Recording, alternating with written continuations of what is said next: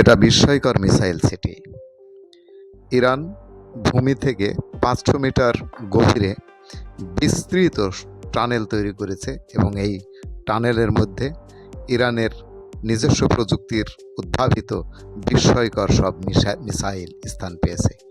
এই মিসাইলগুলোর মধ্যে আছে ফাতাহ 1, 2, 3, কাদর এবং সর্বশেষ যে বিস্ময়কর মিসাইল সেজিল ক্ষেপণাস্ত্র, এগুলোর বিশাল সমারোহ এই ভূগর্ভস্থ টানেলে। এই ভূগর্ভস্থ টানেলটি যেমন তেমন কোনো অস্ত্রাগার নয়।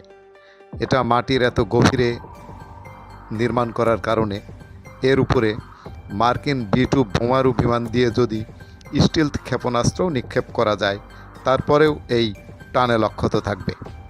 এরকমভাবে প্রযুক্তির একটি জ্বলন্ত উদাহরণ হলো ইরানের ভূগর্ভস্থ মিসাইল সিটি। এই ভূগর্ভস্থ মিসাইল সিটি গাজার টানেলগুলোর মতো সংকীর্ণ নয়। এখানে রেল পরিবহনের ব্যবস্থা রয়েছে, যাতে বিশাল আকৃতির মিসাইলগুলোকে স্থানান্তর করা সম্ভব হয়।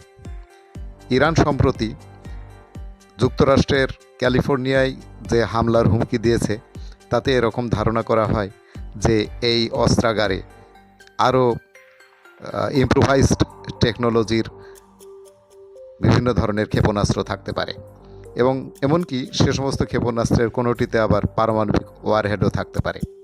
কারণ বৈশ্বিক চ্যালেঞ্জগুলো মোকাবেলা করার স্বার্থে ইরান তার অস্ত্রভাণ্ডারকে যথেষ্ট সমৃদ্ধ করেছে, তা অন্তত এই মিসাইল সিটির উদাহরণ দিলেই স্পষ্ট হয়।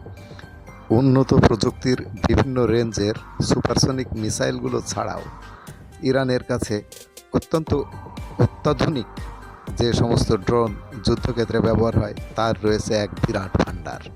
ফলে মার্কিন যুক্তরাষ্ট্র ইরানকে খুব সহজে কুপঘাত করে ফেলবে এটা অসম্ভব। ইরান দীর্ঘ সময় যুদ্ধ চালিয়ে যাওয়ার সামর্থ্য রাখে। ইনশাআল্লাহ পরিশেষে ইরান জয়লাভ করবে।